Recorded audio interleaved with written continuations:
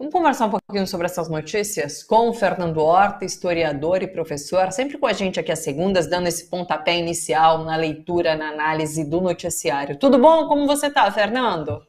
Tudo bem, Thalita? Comigo tudo tranquilo, começando a semana aí com o pé direito ou pé esquerdo, já não sei mais qual que eu acho que o nosso é o esquerdo, né? Mais importante que isso, depois dessa confusão que houve no Rio de Janeiro, mas com um olho muito atento para essas questões internacionais que seguem machucando a gente bastante, né? Pois é, você já falou sobre os três principais temas que eu quero conversar com você, então vamos ver por onde começar. Talvez sobre cenário, vamos falar sobre cenário internacional, a gente esgota esse assunto para depois falar mais sobre cenário nacional, tá bom? Cenário internacional, a gente tem então essa descoberta de uma vala ali com pessoas, com corpos, né? Cerca de 180, 200 corpos, com indícios de tortura. E hoje eu quero adicionar uma informação, uma notícia, de que o diretor do Serviço de Inteligência Militar de Israel, ele pediu demissão.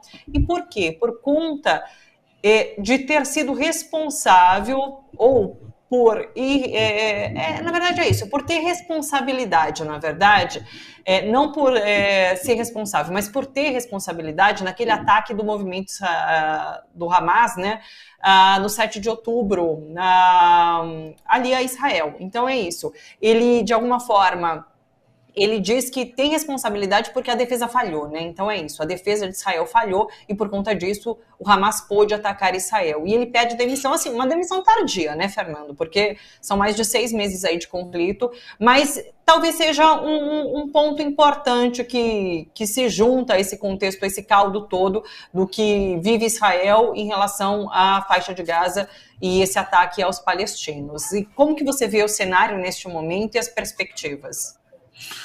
Israel está perdendo a guerra da informação, e essa talvez seja a derrota mais dolorosa para Israel, porque desde o início desses conflitos, aliás, desde o momento que Israel se assenhoreou de tecnologias de informação, ele nunca havia perdido uma guerra da informação como está perdendo nesse momento, né?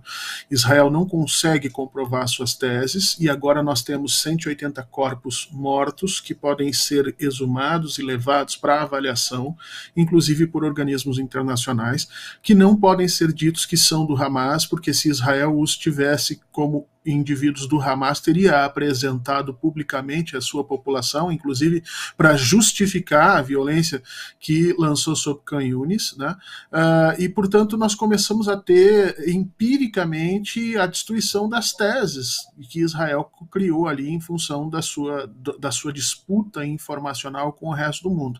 E, obviamente, que o diretor de inteligência de Israel vem a público, você mesmo falou, atrasado, pedindo demissão, mas é o tempo da derrota dessa narrativa de Israel, porque Israel teria dito que o ataque foi completamente surpreendente, impossível de ser previsto, e imediatamente vários pesquisadores, inclusive o próprio Haaretz, que é o maior jornal do Estado de Israel, vieram a público dizendo que havia acontecido uma falha grotesca no processo de informação e de segurança de Israel, porque eles tinham, inclusive, mapeado já relatórios mostrando que o Hamas estava treinando aquele tipo de abordagem.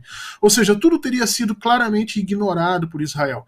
A partir daí se criou toda aquela narrativa de que Israel estaria compactuando com o Hamas para que ambos tivessem um aumento de poder relacional, e aí se criou toda uma série de teorias ali, que até agora não foram necessariamente comprovadas, mas que não há evidências fortes de que tenham acontecido. De qualquer forma, Netanyahu tem a cada dia mais aparecido para a população israelense como alguém que não consegue fazer com que a população tenha um sentimento de segurança, muito pelo contrário, ele tem sido o pivô do processo de desespero naquela região, e depois do ataque do Irã, a coisa ficou muito mais complicada. Então, infelizmente, o que nós temos para o futuro é que Israel deve, por conta de ser a única forma que Netanyahu conhece de fazer política internacional, ele deve recrudescer os ataques sobre a região e tentar fazer, na base da violência, que sua população se sinta mais protegida, o que não tem dado resposta, e a gente vai ver como é que a população de Israel vai trabalhar isso.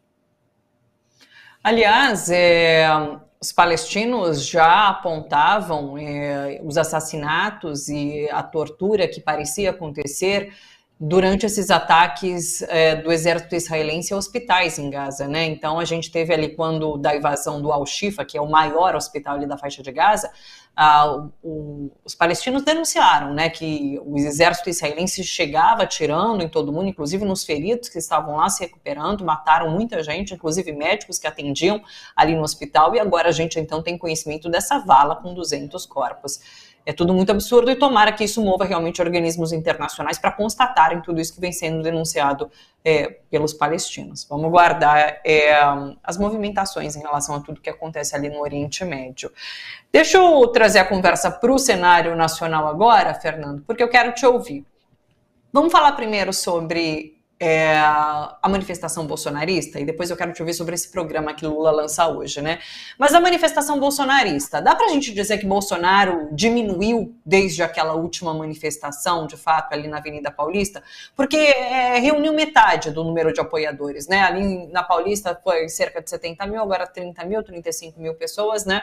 Ele perde força, Bolsonaro, esses vários inquéritos que Bolsonaro está ali envolvido de alguma forma, fazem com que ele perca força e apoio? Como que você está vendo essa demonstração nesse momento? Olha, Thalita, ele perde força democrática no sentido institucional da palavra, perde votos nele, obviamente por estar já inelegível e uma série de processos que o judiciário vai movimentando, isso desgasta efetivamente a figura dele. Mas a gente tem que lembrar duas coisas, que no encontro passado nós tivemos os seus próprios parceiros desgastando a sua imagem, né? Vamos lembrar que quando houve lá na Paulista, o Malafaia já falava como se houvesse um pós-Bolsonaro, né? O Bolsonaro já era carta fora do baralho. Michele e Tarcísio lutavam pelo espólio dos votos. Nós sinalizamos isso na época quando fizemos a análise aqui. E isso é o resultado. Quer dizer, há obviamente já uma sinalização de que Bolsonaro não vai conseguir reverter a situação e que é uma carta fora do baralho. Mas eu acho que o que principalmente explica isso que nós estamos vendo é o que nós chamamos, né, nos movimentos sociais de fadiga das ruas. O que é a fadiga das ruas, né? E a esquerda entende muito bem isso. Se a gente comparar o que acontece com o bolsonarismo no Brasil, com o que está acontecendo com a esquerda argentina, você vai ver uma enorme diferença. Enquanto o bolsonarismo acena com uma pauta que não é uma pauta real, porque a vida das pessoas está sim melhorando, é uma pauta de costumes, é uma pauta ideológica, é uma pauta baseada em fake news, que tem muita importância nas redes, mas pouquíssima importância na realidade das pessoas. O que nós temos a partir daí é que cada vez que o bolsonarismo é chamado às ruas para não fazer absolutamente nada em cima dessas pautas irreais, ele vai diminuindo, porque há uma fadiga nesses movimentos sociais. Ora, a esquerda sabe muito bem o que é isso. Se você chamar movimentos sociais que têm causa e importância real na sociedade, se você chamar eles toda semana para fazer movimento, vai chegar um momento em que ninguém vai mais para as ruas. Compara com o que está acontecendo na Argentina. Na Argentina, Milei impõe crises e devastações econômicas evidentes nas vidas das pessoas. Então, as pessoas estão na rua o tempo inteiro, semana após semana. Por quê? Porque há uma questão empírica, há uma questão real, há uma questão física, financeira, econômica que impele os indivíduos. O bolsonarismo está entrando para isso. Assim como ele é visto como um mito, suas demandas, suas exigências são também mitificadas e ele vai ficando cada vez menor, porém mais radical. As pessoas que estão ali estão dispostas a grandes sacrifícios, Thalita, para ver alguma coisa mudar. E quando eu falo grandes sacrifícios, eu não estou querendo que a gente heroize ou idealize isso. Eu estou dizendo que eles começam a se tornar cada vez mais perigosos. Essa escalada, inclusive, ela... Porque, assim, a extrema-direita usa dessa narrativa de escolher um inimigo e escalando em termos de violência contra esse inimigo. Mas, nesse momento, Bolsonaro está podado, né? Porque ele está respondendo a inquéritos e, de acordo com o STF, ele não pode, inclusive, senão acaba sendo preso de fato, né?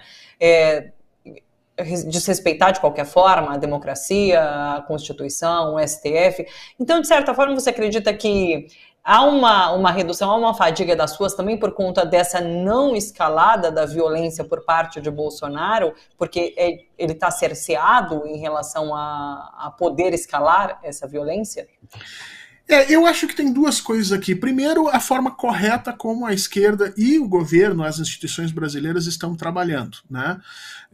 Veja que a presidenta Gleisi tem falado muito pouco no Bolsonaro, o presidente Lula parou de falar em Bolsonaro, em outras semanas o tempo inteiro, né, o presidente citava ele nos discursos e nós aqui pedíamos que ele não fizesse isso, que ele não alimentasse. Então o Bolsonaro sendo deixado sem o seu inimigo próximo, ou seja, sem a figura de referência de ódio que ele costuma colocar, ele vai perdendo força. Todo o discurso do Malafaia, por exemplo, foi tentando trazer essa figura mais para perto, né, Thalita? Tentando fazer esse ódio, especialmente contra o Alexandre de Moraes, aparecer novamente. Age certo também o Alexandre de Moraes com isso, entendeu? Quando os cachorros começam a latir, a gente passa e segue. Se você entrar e engajar, você vai ouvir mais latidos, e aí periga você construir um ataque. Então, na realidade, nós estamos fazendo as instituições ganharem no tempo. O bolsonarismo precisa de violência o dia inteiro para poder sobreviver.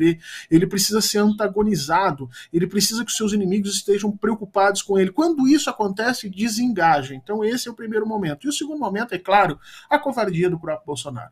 Bolsonaro se esperava, e os seus próprios apoiadores esperavam muito mais dele, esperavam que ele tivesse concretizado o golpe lá no dia 8, e a gente sabe que ele fugiu para os Estados Unidos para que o golpe acontecesse e depois ele voltasse nos braços, então aquilo foi uma relação de coragem. O Tarcísio também apresentou uma covardia tremenda, porque se esperava que o Estado de São Paulo aderisse naquele dia 8, ou pelo menos no dia 9 ou 10, à estrutura golpista, o que não aconteceu.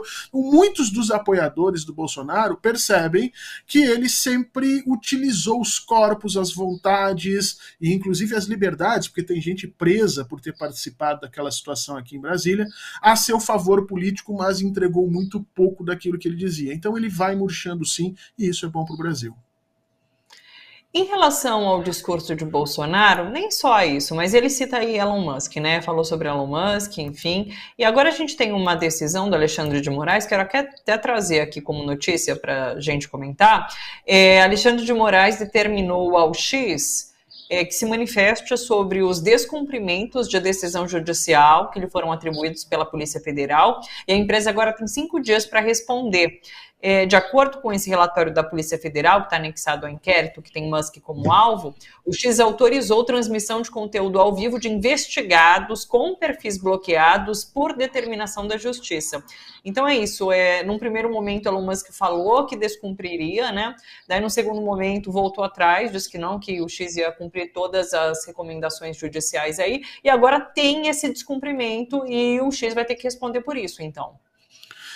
O Alexandre de Moraes parece que deu um passo atrás. O Alexandre de Moraes estava naquele processo de reação que o fascismo adora, né? Quando ele é citado, ele reage imediatamente, ele deu decisões aí no domingo de noite, e agora o Alexandre começa a perceber que o que ele tem de grande vantagem é exatamente a distensão do tempo, né? Não reagir no tempo que o bolsonarismo, especialmente o bolsonarismo digital, quer.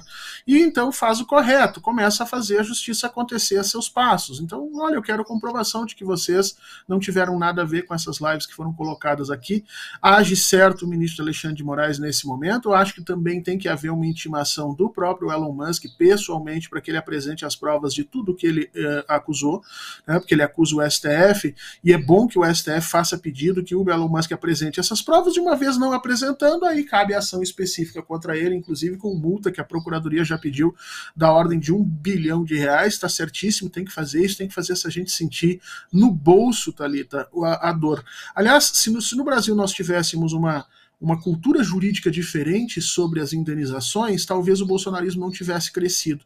Porque, veja, se toda vez que nós tivermos uma pessoa negra, uma mulher, um político, seja de esquerda ou de direita, sendo ofendido nas redes por fulano, beltrano e cicrano, se houver uma multa da ordem de 50, 100, 150, 200 mil reais para esta figura, rapidamente essas pessoas vão pensar 2 vezes antes de fazer isso, Thalita. E, obviamente, que o Elon Musk, uma multa de 50 mil não adianta nada, mas uma multa de R$1 bilhão é para ele sentir um pouquinho no bolso. Tá certo o que a gente está fazendo, usando as nossas instituições tal qual elas foram planejadas e orquestradas para isso. Deixa o tempo do mundo digital para os agentes políticos, e a justiça trabalha no seu tempo normal.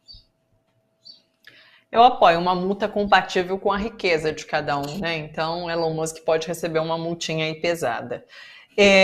Vamos falar sobre governo Lula, então, e esse pacote não, esse programa, né, que foi lançado agora pelo governo, que mira aí não sei se dá para chamar de uma classe média, mas enfim, abre portas aí para empréstimos para muita gente, né? Como que você vê? Bola dentro nesse momento, vai jogar dinheiro de fato na mão das pessoas para que elas possam investir, empreender. É um momento importante aí do governo.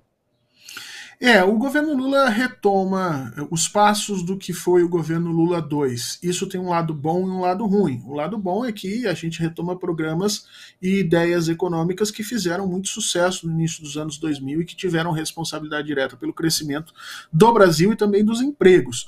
O lado ruim é que, bom, os tempos mudaram e talvez algumas dessas medidas pudessem ser atualizadas, né, modernizadas, e isso parece que não está acontecendo. O grande problema sobre esse programa é que quando foi feito lá no Lula 2, houve o cuidado de que esses empréstimos fossem inteiramente ligados à estrutura produtiva, ou seja, que se pegasse o dinheiro, se elevasse o nível de crédito, mas que o resultante desse crédito, ou seja, o dinheiro que fica na mão das pessoas, não seja para as pessoas consumirem coisinhas aqui ou colar, mas seja para investir na estrutura produtiva, gerar emprego e fazer a roda girar. Então, muitos economistas ortodoxos naquela época atacavam o governo dizendo isso, a massa de crédito está crescendo, mas a massa de crédito crescia naquele momento e quase 70% do crédito desenvolvido foi para a atividade produtiva, em especial Minha Casa Minha Vida, que naquele momento estava bombando, né?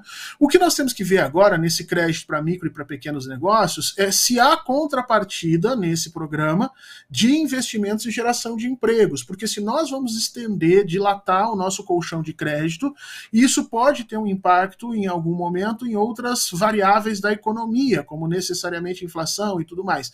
Mas, se isso estiver centrado na área produtiva, o resultado desse processo, ou seja, mais crédito significa mais emprego, mais investimento produtivo, mais investimento produtivo nós temos mais impostos e a roda da economia começa a crescer, aí é um programa virtuoso. Então, hoje nós sabemos que na economia não é tanto preocupante você expandir o crédito, mas a gente tem que se perguntar, crédito para quê? E crédito para quem?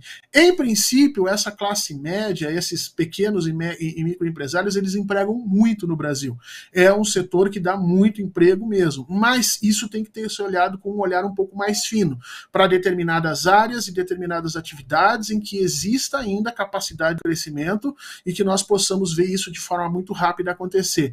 Senão, é mais um motivo para o nosso presidente do Banco Central, o pesadelo deixado pelo Arthur Lira, vir a público na próxima reunião do Copom dizer que vai subir juros porque nós estamos tendo um estendimento da malha de crédito. Então é preciso a gente tomar um certo cuidado com isso, mas eu acho que o governo vai bem nessa área e, principalmente, politicamente, ataca um dos pontos que o governo do presidente Lula vinha muito mal, que era políticas desenhadas para a classe média, que está muito contraída pelo aumento dos preços da energia e de combustível, pela manutenção do juro exorbitante que está aí acontecendo e efetivamente pela não modificação da malha tributária que cobra muito da classe média brasileira.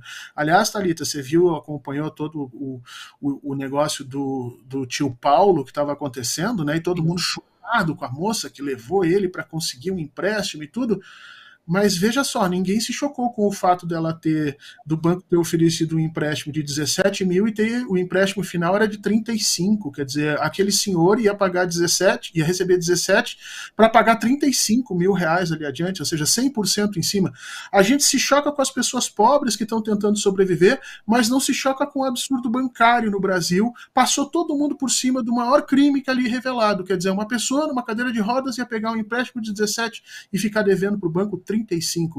Isso é o Campos Neto fazendo das suas no Brasil. Chocante, né, esse aspecto. Eu vi algumas pessoas circulando essa informação, é muito chocante. Esses juros altíssimos, é isso, vai pagar 2 vezes o empréstimo inicial, né? É cruel com qualquer pessoa de idade. Fernando, ponto alto da semana. Para onde devemos olhar? Atenção para onde? Conversas entre o presidente e o Lira, né? O Lira, depois de uma revolta inicial no início do final de semana passada, início dessa semana, parece querer cobrar um preço alto agora e impor derrotas ao presidente em função disso.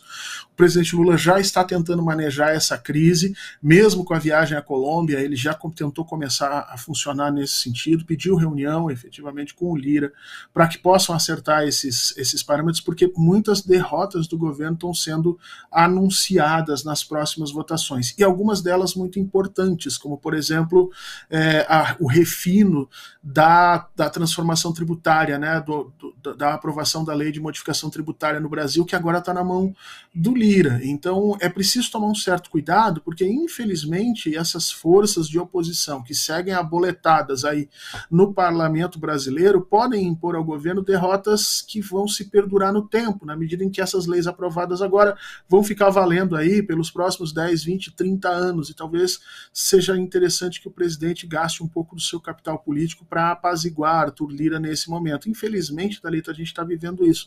A gente tem um presidente da Câmara que faz de tudo para transformar o seu capital político, para aumentar o seu capital político, e pensa muito pouco efetivamente no Brasil. E quem tem que ficar lidando com essa monstruosidade de alguma maneira é o presidente Lula. Bom, esse eu acho que é o ponto que a gente tem que olhar durante a semana. Semana começou pegando fogo já, né? Vamos ficar de olho nessas movimentações. E é isso. Fernando, sempre muito bom começar a semana aqui com você, viu? Beijo grande. Boa semana para você. Até segunda-feira. Obrigado, Thalita. Beijo para todo mundo e seguimos porque o Brasil não para. Não para. Vixe, beijo. Fernando Horta, historiador e professor. Aliás, canal do Fernando Horta no YouTube. Se você quiser acompanhar ali, Fernando faz lives, faz as leituras ali pelo canal dele. Você pode acompanhar no canal do Fernando Horta.